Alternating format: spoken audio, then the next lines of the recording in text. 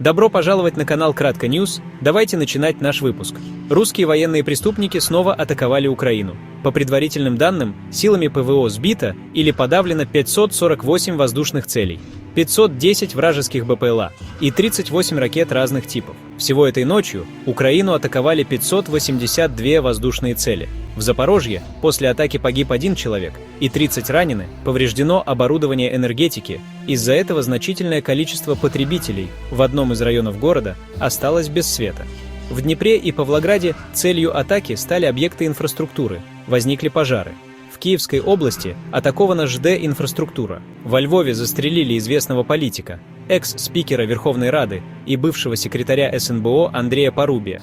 Приносим соболезнования родным и близким.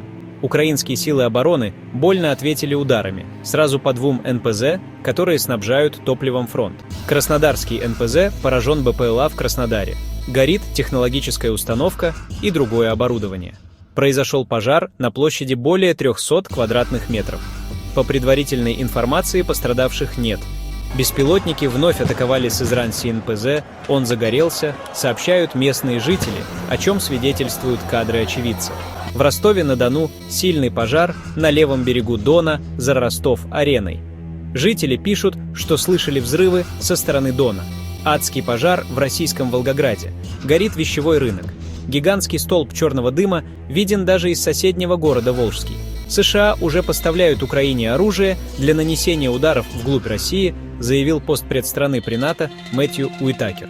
Мы предоставляем возможности для нанесения более глубоких ударов, и высока вероятность, что украинцы будут их использовать. Дания закупит 6 комплексов Patriot для нужд Украины на сумму почти $9 миллиардов.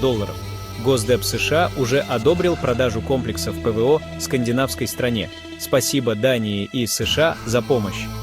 Глава евродипломатии Кая Каллас заявила, что ЕС не допустит возвращения России замороженных активов без выплаты репараций Украине. Мы не можем даже представить, что в случае перемирия или мирного соглашения эти активы будут возвращены России, если она не выплатила репарации, заявила она. После объявления перемирия в Украине там могут разместить американские ЧВК. The Telegraph.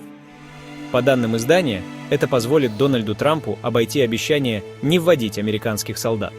Диктатор Венесуэлы Мадуро готовит армию страны к возможным боевым действиям против Штатов. По его словам, дислокация вблизи берегов страны нескольких американских военных кораблей, атомной подводной лодки и 4500 военнослужащих является настоящей враждебной осадой, нарушающей устав ООН.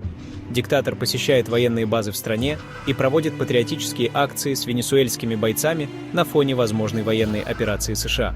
Ну и в конце уже по традиции немного юмора. Юмор из сверхдержавы, как из голодного края. Покупатели на рынке в подмосковном Королеве подрались из-за мяса. Продавец тоже не остался в стороне. Репетируют очереди за куриными ножками Буша. Подписывайтесь на мой канал и ставьте лайки.